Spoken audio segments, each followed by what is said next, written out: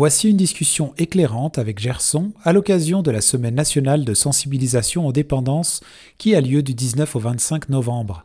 Face à l'impact colossal de l'usage de substances estimées à 49,1 milliards de dollars au Canada en 2020, comment Narcotiques Anonymes aide-t-il les individus à surmonter leur dépendance ?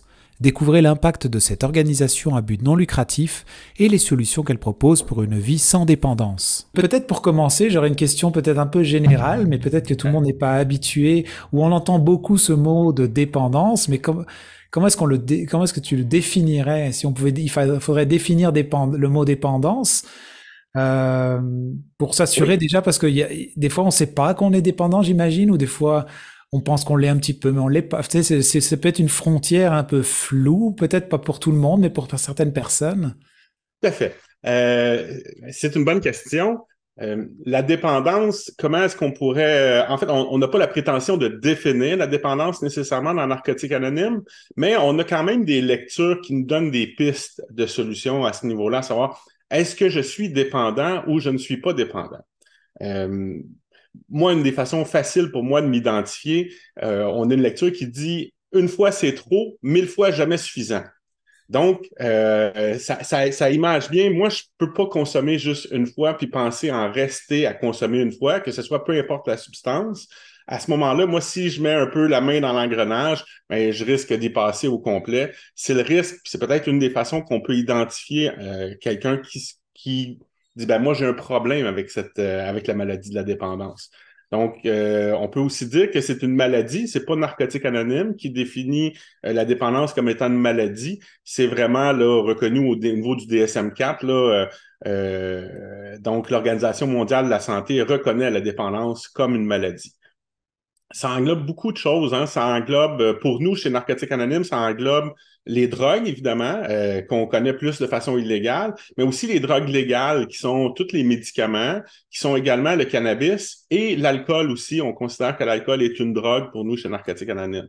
Donc, toute personne qui aurait de la difficulté à contrôler sa consommation, ben voilà, après, probablement s'identifier comme dépendant. La meilleure façon, c'est de venir dans une réunion. On est ouvert autant aux gens qui s'identifient déjà avec une problématique de la dépendance ou quelqu'un qui pense qu'il y a peut-être un problème de dépendance. On a plein de dépliants qui nous permettent de répondre à cette question-là. Ouais, puis là, tu faisais la part entre légal, illégal. Puis des fois, j'ai l'impression que dans notre société, oh, bah, parce que c'est légal et le gouvernement nous permet de consommer autant qu'on veut. Il y a une part peut-être où on est peut-être moins pensé à s'attacher au fait de dire, bah, une problématique avec ça ou une dépendance avec ça. Donc, c'est important, j'imagine, de nommer qu'effectivement l'alcool et même le cannabis aujourd'hui, qu'il était illégal il y a quelque temps, mais aujourd'hui est complètement légal.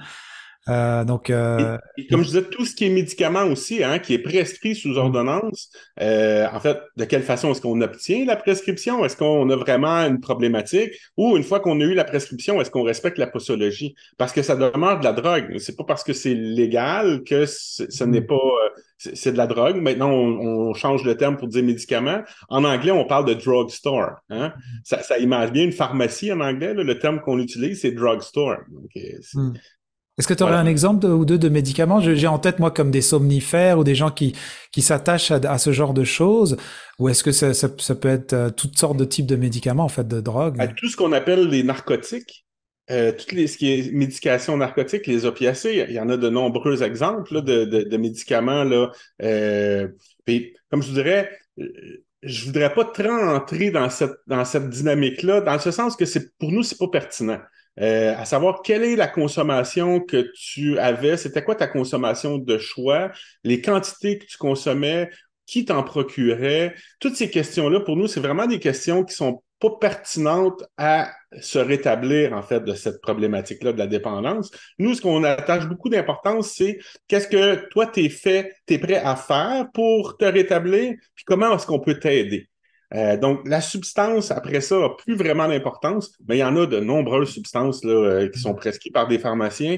Puis, on a eu récemment à participer avec un autre organisme où est-ce qu'on a collaboré, qui est Drogue Aide et Assistance, Drogue Aide et Référence, qui réfère des gens, puis on avait des pharmaciens qui étaient là, qui donnaient sur le panel là, des exemples clairs, là, même des étudiants en pharmacie qui se retrouvent avec une problématique de dépendance, là. Puis là, je lisais justement sur votre communiqué là qu'il y avait quand même une dépense de plus de 49 milliards de dollars dans le fond, c'est une dépense là qui est sur les dépendances au Canada dans le fond, ce qui est un chiffre quand même énorme au niveau de la santé. Donc du coup, j'imagine que oui, on l'est tous un peu concernés, mais peut-être qu'il y a quelqu'un proche autour de nous qui vit aussi ça, si nous on ne le vit pas. Comment? Alors, je sais que là, on se parle parce qu'on démarre la semaine nationale de sensibilisation aux dépendances Oui. pour ça, donc qui est du 19 au 25 novembre. Alors, c'est ça. Comment toi tu vois la situation aujourd'hui? Là, je parlais de 49 milliards, c'est énorme, mais ça veut dire qu'en gros, c'est-tu quelque chose qui est en augmentation depuis quelques années? On est-tu plus porté à aller vers ça parce que la société nous amène à pouvoir consommer plus? Que ce serait quoi, ou un mal-être de vivre général, ou je ne sais quoi? En fait, c'est des questions qui pourraient être répondues davantage par des statisticiens mais c'est un chiffre qui est véridique, qui a été apporté, non pas par Narcotique Anonyme, mais par une source. J'essaie de me rappeler, la source, là, c'était voilà, le Centre canadien Ouais. sur les dépendances Mm. qui avait sorti cette statistique-là. Donc, c'est les coûts des méfaits de la consommation de différentes substances. On parle d'argent, j'aimerais ça qu'on parle d'êtres humains, de personnes. Mm. Euh, il y a Statistique Canada qui ont sorti également leurs propres statistiques qui nous disent que environ 5% des Canadiens sont atteints de cette problématique-là, qui s'identifient comme étant, dans la dernière année, ayant fait un usage qui apportait des effets néfastes dans leur vie. On parle de 1,1 million de personnes.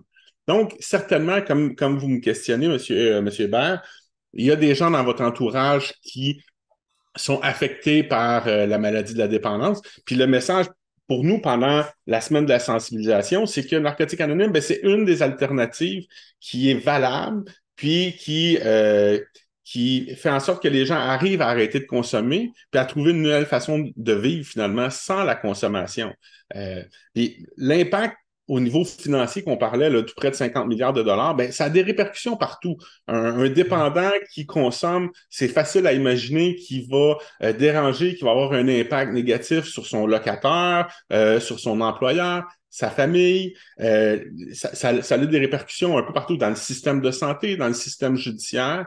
Donc, quelqu'un qui arrive chez nous et qui arrête de consommer, c'est assez phénoménal comment ces personnes-là deviennent des actifs au sein de la société, alors qu'ils étaient hypothéqués. Puis ce qu'on cherche peut-être dans l'aspect sensibilisation, c'est d'enlever l'ostracisation qu'on a sur les gens qui consomment. C'est monsieur, madame, tout le monde. On a des gens de toutes les couches de la société qui fréquentent Narcotique Anonyme puis qui arrivent à arrêter de consommer. Donc, s'il y a un aspect sensible à transmettre dans le message cette semaine, c'est que ça peut toucher n'importe qui, mais on a une solution pour tout le monde. C'est un petit peu ça que je pourrais vous dire dans Narcotique Anonyme, là. Puis c'est peut-être une des choses qui est très commune en Narcotique Anonyme, c'est qu'on accepte véritablement tout le monde. Il y a pas d'examen d'entrée, là. Il n'y a pas n'importe qui dit, ben moi, j'ai envie de connaître ce que c'est que Narcotique Anonyme. Vous allez être les bienvenus, vous allez être accueillis. On va vous faire un café, on va vous dire, asseyez-vous, puis partagez avec nous votre expérience, puis on va essayer de trouver de l'espoir pour essayer de s'en sortir ensemble. Puis est-ce que tu voudrais nous partager un petit peu cette démarche justement parce que déjà il y a le mot anonyme, parce que peut-être c'est peut-être important de soulever, mais que les gens sachent que ben, dans le fond il y a un certain anonymat de rentrer dans ce processus-là. Puis en général le processus, ben je sais pas s'il peut être décrit en tant que tel. J'imagine que c'est du cas par cas, mais comment est-ce que toi tu décrirais ça pour ceux qui nous écoutent? Ben, en fait, l'anonymat, la première chose que je pourrais peut-être vous apporter comme éclairage sur l'aspect de l'anonymat, des fois, ça apparaît un peu comme nébuleux, là, c'est qu'en fait, c'est le gage que quelqu'un qui va venir dans une de nos réunions ne subira pas de conséquences. En fait, justement parce que c'est ostracisé, cette personne-là ne vivra pas à ce moment d'exclusion sociale, d'exclusion au niveau du travail, du fait qu'il serait identifié comme étant un participant ou un membre de Narcotique Anonyme. Donc, l'anonymat, c'est gage que cette personne-là va être en sécurité, qu'elle ne sera pas identifiée de cette façon-là. L'autre aspect de l'anonymat qui est un peu plus méconnu, peut-être un peu plus particulier à Narcotique Anonyme, c'est qu'on considère tout le monde comme étant égaux. C'est-à-dire que peu importe l'expérience que tu vas apporter, elle va être à la valeur d'un membre comme un autre. Il n'y a pas personne qui va avoir une opinion plus forte que l'autre, à savoir, on est tous à la même, sur le même niveau. Donc, il n'y a pas de hiérarchie en tant que telle dans Narcotique Anonyme. Je ne sais pas si cet aspect-là est clair. Maintenant, comment est-ce qu'on arrive et que ça fonctionne, Narcotique Anonyme? Ben, il y a plusieurs façons d'être mis en contact. Des fois, c'est un membre de la famille, un proche, un ami qui nous dit ah, est-ce que tu aimerais venir faire une réunion avec moi? Parce que cette personne-là est elle-même membre ou que c'est quelqu'un qui connaît aussi le programme et qui nous amène à ce moment-là vers une réunion. Il y a aussi beaucoup de nos personnes qui rentrent dans Narcotique Anonyme à travers ce qu'on appelle nos réunions HI. Donc, H pour hôpitaux, I pour institutions. Donc, on a des réunions dans différents endroits, dans des centres de traitement de la maladie de la dépendance, dans des institutions carcérales aussi, puis aussi dans certains hôpitaux. Donc, ces gens-là viennent faire une première réunion, connaissent comment Narcotique Anonyme fonctionne, on fait, donc c'est une autre porte d'entrée. Puis l'autre porte d'entrée, c'est beaucoup des professionnels. Cette semaine-ci, on essaie beaucoup de faire on aura 2 journées, demain et après-demain, une à Montréal, une à Québec, où on va faire de la sensibilisation particulièrement au sein des professionnels, où on veut que ces gens-là sachent qu'on peut nous référer des gens, qu'on est une ressource qui est disponible immédiatement. Il n'y a pas de liste d'attente chez Narcotique Anonyme. Si vous voulez faire une réunion, vous vous présentez, puis vous allez être les bienvenus tout de suite. Souvent, dans ce domaine-là de la dépendance, on se retrouve sur des listes d'attente. Puis on sait très bien que quelqu'un qui a une problématique de dépendance, ben, attendre, c'est peut-être pas retarder la consommation, c'est peut-être pas ça à quoi on est le meilleur. Donc, quand on est possible de rentrer tout de suite dans une solution, ben, c'est quelque chose qui est bénéfique. Donc, vous allez venir à une première réunion, peu importe la porte que vous allez avoir, des professionnels, une réunion hôpitaux-institution ou un ami qui vous amène.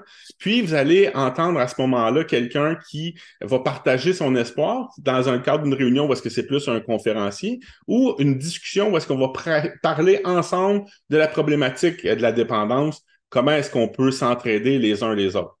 Si c'est quelque chose qui fait votre affaire, c'est quelque chose, vous dites, ah, j'ai envie immédiatement de faire partie de Narcotique Anonyme, vous allez être les bienvenus. Comme je vous dis, on accepte tout le monde. On est membre à partir du moment où on décide qu'on est membre de Narcotique Anonyme. Et à ce moment-là, ben, on va vous remettre habituellement un porte-clés de bienvenue qui vous permet à ce moment-là de reconnaître pour vous puis d'avoir un certain sentiment d'appartenance, d'attachement à la fraternité. Ensuite de ça, si ce n'est pas la première fois, on va vous inviter à refaire une nouvelle réunion. Très souvent, ce n'est pas un hasard qu'on se retrouve assis dans une réunion de Narcotique Anonyme. Donc, on va vous faire une suggestion de venir faire des réunions pendant 90 jours. Venez à chaque jour, pendant 90 jours, faire une réunion. Puis si ça ne vous convient pas, mais vous pourrez quitter ensuite. Par contre, il y a des fortes chances que vous allez entendre quelque chose qui va faire votre affaire. Puis il y a des fortes chances que vous allez arriver à peut-être retarder la consommation entre chaque réunion. Donc déjà, juste ça, c'est beaucoup d'espoir. Chose que je peux peut-être finaliser sur votre question, là, parce que je sais que je peux avoir des réponses qui sont assez longues. Là. On n'a pas besoin d'être abstinent pour venir dans une réunion de Narcotique Anonyme. Okay? Le but, c'est de devenir abstinent, mais si on est quelqu'un qui consomme, ou même si on est en état de consommation, la seule chose qu'on va vous demander, c'est de ne pas avoir de substance sur vous, puis pas d'avoir d'objet pour en consommer. C'est la seule chose qu'on va exiger, puis c'est assez facile à comprendre. Hein? On veut se protéger entre nous, les membres, qu'on cherche à ce qu'il n'y ait pas de substance, qu'il n'y ait pas d'objet pour en consommer, mais autrement, vous allez être les bienvenus, puis on va vous accueillir exactement comme vous êtes.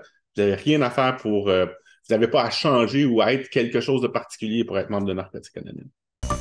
Vous écoutez votre reflet d'ici. Revoyez tous nos reportages sur notre site Internet.